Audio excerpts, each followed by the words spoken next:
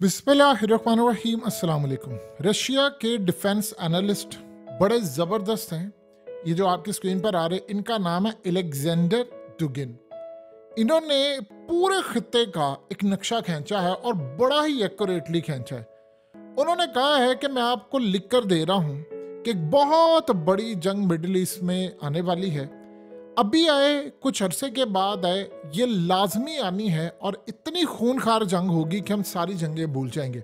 उन्होंने कहा कि बस कुछ अरसे तक ये जंग होने वाली है। उन्होंने कहा कि हौसियों ने यानी यमनियों ने रुकना नहीं है। शिप किसी सूरत उन्होंने रेड सी में एंटर नहीं होने देने। तेल की कीमतें ऊपर जाएंगी।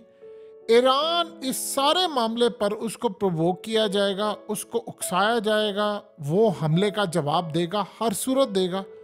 और इसराइल का खात्मा, तबाही बिल्कुल दीवार पर लिखी हुई है।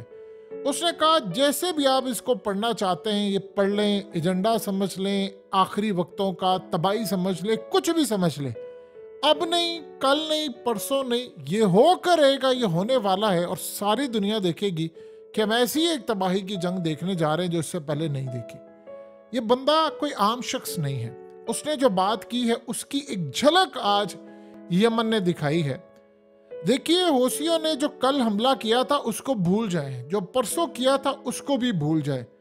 आज उन्होंने इसराइल को नहीं कुछ कहा, उन्होंने अमेरिका पर हमला किया है और ये इतना खतरनाक आज अमेरिका पर हमला किया है कि सिर्फ 10 घंटे के अंदर अंदर 10 घंटों में उन्होंने 12 ड्रोन्स अमेरिका के ऊपर फायर किए और उसके साथ 3 एंटी शिप बैलिस्टिक मिसाइल और 2 लैंड अटैक मिसाइल्स 10 घंटे के वक्फे में, यानी कुछ 1 घंटे के बाद, कुछ 30 मिनट के बाद, इतना अमेरिका के ऊपर उन्होंने हमला किया। और अभी तक की इतलात के मुताबिक कंफर्मेशन नहीं है अमेरिका का नुकसान कितना हुआ है, कितनी तबाही हुई है, क्या मामला है। अमेरिका ने गिराया है ड्रोन्स, उन्होंने कुछ कहा है। जो भी सूरत हाल हुई है, अमेरिका के पैरों तले जमीन निकल गई है कि एक भी अगर कोई चीज मिस हो जाती है तो वो सीधा जाकर अमेरिका के शिप्स को, अमेरिका के वेसल्स को, अमेरिका के डिस्ट्रॉयर को, और सबसे बढ़कर एक बड़ी अजीब बात है कि अमेरिका का जो खास तौर पर एयरक्राफ्ट कैरियर था उसको इन्होंने हिट किया। आप एक बात पर हैरान है, अमेरिका अभी तक उनके मीडिया पर यह बात आ रही है, जो आप जानते हैं कि पेंटागन कहता है कि जी हमने यमन का जो हमला हुआ था वो हमने गिरा दिया थे, ड्रोन्स उन्होंने गिरा दिए हैं। सवाल ये पैदा होता है कि कल जो एमएससी यूनाइटेड था उनके शिप ने डिस्ट्रेस कॉल दी थी, अमेरिका को बुलाया था और अमेरिका का जो एयरक्राफ्ट कैरियर, डिस्ट्रॉयर और सारा जो नेवी का सिस्टम था वो पास मौजूद था। अब सवाल यहाँ पर यह पैदा होता है कि जब उन्होंने हंगामी कॉल दी, सिग्नल दिया अमेरिका को कि ये हम पर मिसाइल होने वाला है, तो आप आकर हमारी मदद करें, तो अमेरिका ने बचाया क्यों नहीं? ये बड़ी एक अजीबोगरीब बात है। इसकी दो ही वजूहात हैं कि या तो अमेरिका ने बचाने की कोशिश की थी और वो नाकाम हो गया है, या फिर अमेरिका ने बचाने की कोशिश नहीं की। ये एक सिनेरियो बन सकता है। लेकिन जो भी सूरत हाल है, यमनियों ने धावा बोल दिया और आज अमेरिका ने कहा है कि हम पर इतने मिसाइल मारे गए हैं।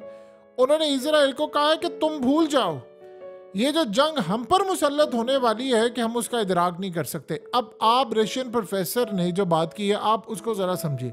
मिडिल ईस्ट के अंदर आग लगने वाली है पूरी तरह, और उन्होंने कहा कि एक बड़ी जंग तैयार है। सिनेरियो ये बन रहा है कि ईरान ने अब काम ये किया है कि ईरान ने इस वक्त अपने मिसाइल डिप्लॉय कर दिए हैं और इनकी जो रेंज है वो तकरीबन 1500 किलोमीटर के करीब बनती है। आप ये सोचो 1500 किलोमीटर उन्होंने कहाँ पर मारना है, उन्होंने किसको मारना है? जाहिर सी बात है उनका रुख इसराइल की जानिब है। और साथ ही ईरान ने यह ऐलान कर दिया है कि अगर हमारी ज़मीन पर या हमारी सॉइल पर एक हमला भी हुआ इसराइल का, तो हम जो इसराइल का हाल करेंगे वो सारी दुनिया देखेगी, हम इनको छोड़ेंगे नहीं। उन्होंने कहा जहाँ तक बात है कि उन्होंने हमारा कमांडर मारा, उसका जवाब तो हमने देना है। हम जिस तरह उसका जवाब देंगे ये बर्दाश्त नहीं कर पाएंगे जो हमने प्लान करके रखा हुआ है। और ईरान की अगर हालिया स्ट्रेटजी देखें तो जाहिर सी बात है ये चीज़ सूरत हाल में नज़र आती है कि वो खुद नहीं फ्रंट पर आ रहे, लेकिन उन्होंने यमन को आगे किया। असल में ये स्ट्रेटजी है बड़े अरसे से अमेरिका की। अमेरिका खुद नहीं आता, दूसरी ताकतों को आगे किया होता है तो दुनिया के अंदर अब सब ने प्लान ये किया है कि हम पॉलिसीज वही बनाएंगे जो अमेरिका बनाएगा। अब आप ये सोचें, यमन से अगर अमेरिका की जंग छिड़ जाती है तो अमेरिका का कितना नुकसान होगा। लोगों को शायद अंदाजा नहीं है इस बात का कि पिछले काफी अरसे से अगर वियतनाम की जंग पाकिस्तानियों ने शायद इतनी नहीं देखी हुई, पढ़ी नहीं हुई, समझी नहीं हुई। वियतनाम के अंदर जो अमेरिका का हाल हुआ था वो अफगानिस्तान से ज्यादा बुरा हाल हुआ था। मीडिया उस वक्त इन नहीं था। अफगानिस्तान में जो अमेरिका का हाल हुआ है अब उससे ज्यादा बुरा हाल होगा। असल कहानी ये होती है कि बड़ी ताकत जो होती है उसने बहुत सारी चीजें मेंटेन करनी होती है, मीडिया से छुपाना होता है। उसने ये देखना होता है कि हम असल में, अगर आप देख लें यमन का, आप कुछ तबाह कर देते हैं, उसके शिप तबाह कर देते हैं या उसके ऊपर मिसाइल हमला कर देते हैं या कुछ भी आप हमला कर देते हैं, तो बताइए यमन का क्या जाएगा? यमन का कुछ भी नहीं जाएगा। अमेरिका के ऊपर अगर उन्होंने कर दिया तो अमेरिका का तो एक एयरक्राफ्ट कैरियर 15 से 25 अरब डॉलर का, 20-25 अरब डॉलर का एक एयरक्राफ्ट कैरियर तबाह कर दे, उसके ऊपर जहाज खड़े आप तबाह कर दें, तो आप अंदाजा कर सकते हैं कि असल नुकसान किसका होगा। इतनी तो एड यमन को नहीं मिलेगी जितनी वो इनकी तबाही कर देंगे। सारे मिडिल ईस्ट के अंदर आप ये देखिए परेशानी का आलम है और ये बड़ी खतरनाक सूरत हाल पैदा हो गई है कि अब हमले जो हो रहे हैं वो अमेरिका पर हो रहे हैं। लेकिन एक बड़ी अजीब बात है, अमेरिका ये कहता है कि जब मुझ पर हमले होते हैं तो मैं तो यमन के मिसाइल तबाह कर देता हूं, लेकिन जब उसके इर्द गिर्द जिसको उसने कहा मैं तुम्हें सिक्योरिटी दूंगा, ये शिप्स आते हैं, उनके ऊपर हमले होते हैं तो अमेरिका को वो कॉल करते हैं, डिस्ट्रेस कॉल जो होती है, इमरजेंसी कॉल के हम पर हमला करने लगे, बचाओ। तो तब अमेरिका क्या करता है? अमेरिका को तो समझ ही नहीं आ पा रही होती, वो तो कोशिश करता और वो बचा नहीं पाता। अब सिनेरियो बड़ा क्लियर होता जा रहा है कि अमेरिका असल में पिछले 10 घंटे के अंदर इंतहाई तकलीफ में रहा और हाई अलर्ट वो रहे कि किसी भी वक्त कहीं से भी हम पर हमला हो सकता है और इतनी बुरी सूरत हाल में हम पर हमला होगा कि हम उसको बर्दाश्त नहीं कर पाएंगे। अब इस वक्त इजराइल का मामला तो आप जरा पीछे छोड़ दें, इस वक्त अमेरिका के तमाम जो शिप है, यानी उसकी जो अपनी, वो कहां से लेकर आए थे, ये जो डिस्ट्रॉयर आए हैं अमेरिका के, एयरक्राफ्ट कैरियर्स हैं, ये वो लेकर आए हैं किसी की मदद करने के लिए। आपने कब लास्ट टाइम सुना है कि अमेरिका के इनके ऊपर एयरक्राफ्ट कैरियर तमाम चीजों पर हमले हो रहे थे? अब डायरेक्टली हमले इन पर होना शुरू हो गए हैं। देखिए ईरान का जो खास तौर पर मामला है उसको आप समझिए।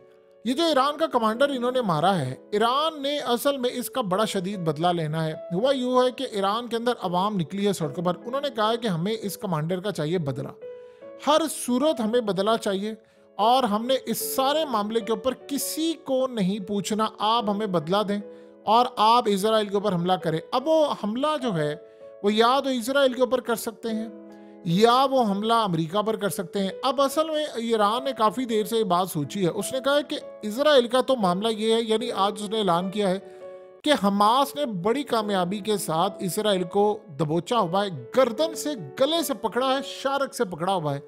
तो वो कह रहे हैं कि अगर इन्होंने शारक से पकड़ा हुआ है तो हमें जाने की जरूरत नहीं, हम ऑप्शन तब आएंगे या जाएंगे कि जब हमारी जरूरत होगी। फिलहाल उन्होंने अच्छी तरह मैनेज किया और ये बात बिल्कुल सच है। जो इजराइल का नुकसान इस वक्त हो रहा है वो तो खुद उन्होंने एडमिट कर लिया है कि अब उन्होंने स्ट्रेटजी ऑपरेशन की चेंज किया और कह रही थी ग्राउंड ऑपरेशन पर हमारे लोग चूंकि बहुत ज्यादा मारे जा रहे हैं तो लिहाजा हमें अब अपनी स्ट्रेटजी बदलनी है। एक चीज अब यहां पर मामला यह है कि अमेरिका पर अब ताबड़तोड़ हमले शुरू हो गए हैं जो आज से पहले नहीं हो पा रहे थे। ये अमेरिका के लिए बड़ी खतरनाक सूरत हाल है। देखिए अमेरिका एक तो तैयार नहीं था इस जंग में कूदने के लिए। अब यमन का मामला जहां तक है तो सारी जितनी भी सिक्योरिटीज और सारी जितनी भी शिपिंग कंपनीज हैं उन्होंने हाथ खड़े कर दिए हैं कि अमेरिका हमारी हिफाजत नहीं करेगा। अब वो एक एक करके सारे ऐलान करते जा रहे हैं कि हम अपने ऑपरेशन यहाँ से वाइंड अप कर रहे हैं, अमेरिका हमारी मदद नहीं कर पा रहा, लिहाजा गुड बाय, हम यहाँ से निकल कर जा रहे हैं। अमेरिका जाने और ये खिता जाने, अब दुनिया के अंदर महंगाई होगी या कुछ भी होगा तो वो जिम्मेदार है। अमेरिका का अब तक का सबसे बड़ा प्रॉब्लम ये है कि उसको सपोर्ट नहीं मिल पा रही, जो सबसे ज्यादा बड़ा इशू है। आप ये सोचें कि अमेरिका यमन के खिलाफ भी लड़ाई करने को तैयार नहीं, अकेला वो मैदान में नहीं उतरना चाहता, वो इतना खौफ खाया हुआ है यमन से। आप ये देखें कि यमन ने तो शायद इस वक्त वो सूरत हाल दिखा दी है कि कोई मुल्क आगे बढ़कर काम नहीं कर रहा। और आज जो सबसे बड़ी डेवलपमेंट हुई है कि आज तो न्यूयॉर्क टाइम्स के ऊपर जो चीज़ें छप रही हैं वो तो बड़ी ही ज़बरदस्त हैं। उसमें तो उन्होंने बताया है कि सऊदी अरब ने क्लियरली कह दिया है कि हमने किसी सूरत यमन के मामले पर आपका साथ नहीं देना। यानी हमारी अपनी पॉलिसी है और उनकी पॉलिसी बड़ी वाज़ेह है। उन्होंने कहा है कि वो यमनियों यानी हौसियों के साथ एक पीस एग्रीमेंट करने जा रहे हैं और वो पीस एग्रीमेंट बेसिकली बड़ा ज़बरदस्त होगा, जिससे खित्ता बिल्कुल स्टेबलाइज हो जाएगा और ईरान की मदद से करने जा रहे हैं। यानी ठप्पा लग गया आज, उन्होंने ऑफिशियली ये बात हो गई है कि भाई हमने इस जंग में नहीं कूदना। और मोहम्मद बिन सलमान का ये काम बड़ा ज़बरदस्त है। देखिए, दुनिया के अंदर अगर आपने अमन देखना है तो आप गल्फ कंट्रीज चले जाएं। ऐसा अमन आपने दुनिया में देखा नहीं, और इसके पीछे उनकी बड़ी सालों की मेहनत है, उनकी कुर्बानियां हैं।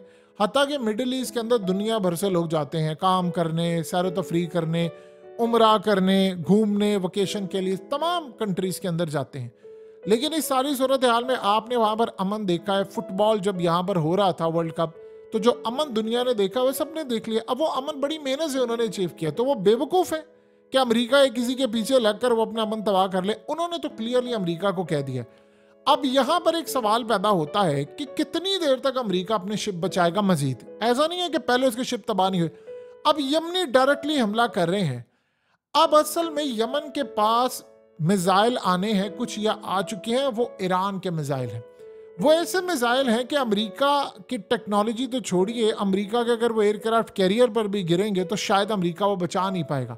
तो सवाल ये है कि वो कब चलेंगे, क्योंकि अभी तक ईरान और सारे कोशिश कर रहे हैं आहिस्ता आहिस्ता कि हम इस जंग में ना कूदें, लेकिन करते करते मामला ये हो गया। देखिए, अगर ये यमन अपने इस शिप ना तबाह कर रहा होता है जितने भी हैं, तो शायद इस वक्त तक इजराइल बहुत आगे चीज़ें लेकर जा चुका होता, क्योंकि इसराइल के अंदर अब जाकर ज़ाती तौर पर आम लोगों को फील हो रहा है कि नहीं यार, हमारे लिए मसला पैदा हो रहा है। मिसाल के तौर पर इसराइल में वो कह रहे हैं जी हम जो डिफेंस बजट है उसको इंक्रीज करने जा रहे हैं, हमारे पास पैसे खत्म हो गए हैं कि अगले साल जो हमने बजट देना है, वो कह रहे हैं कि अगले साल हम 8 अरब डॉलर का बजट ज्यादा देंगे।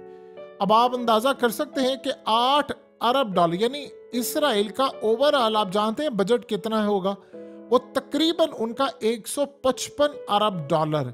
यानी आप सोच लें कि 155 अरब डॉलर हमारा 75 सालों का कुल कर्जा 140 अरब डॉलर के करीब है, और उनका बजट सिर्फ 155 अरब डॉलर के करीब है।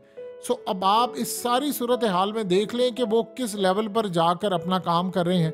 तो उन्होंने प्लान असल में ये किया है कि अब हमने अपना बजट बढ़ाना है, क्योंकि हमारे पास जो मिसाइल थे वो अब ख़त्म होते जा रहे हैं, स्पेंडिंग हमारी बहुत ज़्यादा हो गई है। दूसरा, हमने तकरीबन 2-2.5 लाख लोगों को निकाला है खित्ते से, एरिए से, और निकाल के उनको सेटल किया। दूसरी वक्त जैसे हिजबुल्लाह हमला कर रहा है, बहुत सारी चीज़ें, तो वहाँ पर भी हमें बहुत ज़्यादा मसाइल का सामना करना पड़ रहा है। और प्रॉब्लम सबसे बड़ी ये है कि इसराइल के अंदर जो आम बंदा है उसको यमन ने इतना मुतासिर किया है कि वहाँ पर खुराक का बहरान पैदा हो रहा है, वहाँ पर तेल की कीमतें ऊपर जा रही हैं, वहाँ पर जो लिविंग कॉस्ट है वो ऊपर जा रही है, कमाई उनकी ड्रॉप हो चुकी है, जॉब्स उनकी जा रही हैं। और इस सारे मामले के अंदर आप लोगों को कहेंगे भाई आप टैक्स दें, तो बताएं वो लोग कहाँ से टैक्स देंगे। यमन ने असल में जो नुकसान किया है वो शायद हमास से कम नहीं, हम कह सकते बराबर का नुकसान किया है इसराइल के लिए। यानी अगर लोग कहते हैं जी हमास की लड़ाई हो रही है वो काम करें, वो आप एक अलग चीज़ है। यमन ने उनके लिए बहुत ज़्यादा नुकसान किया है, और इतना नुकसान किया है कि आप किसी भी मुल्क की इकोनॉमी को जब हिट करते, आम बंदे को जब आप हिट करते हैं, यानी उसकी बाइंग पावर खत्म हो जाती है, खरीदने को उसके पास पैसे नहीं होते, तब पूरे मुल्क के अंदर सबसे ज़्यादा असर पड़ता है।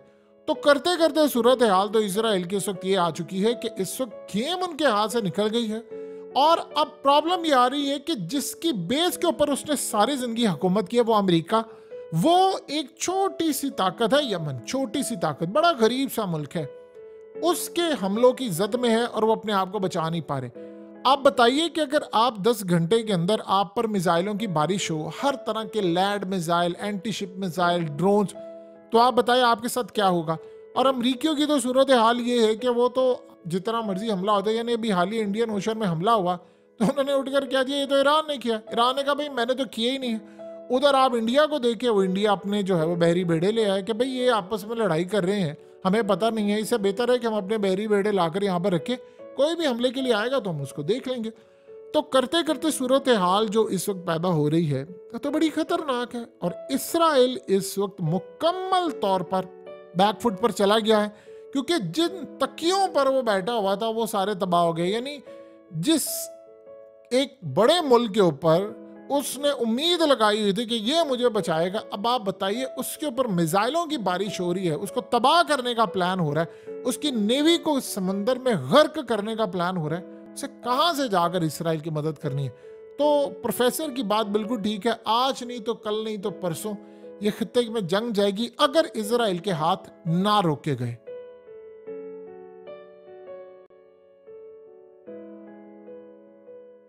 हकीकत टीवी को सब्सक्राइब करना मत भूलें, वीडियो को लाइक करें, शेयर करें और कमेंट सेक्शन में अपनी राय का इजहार ज़रूर करें।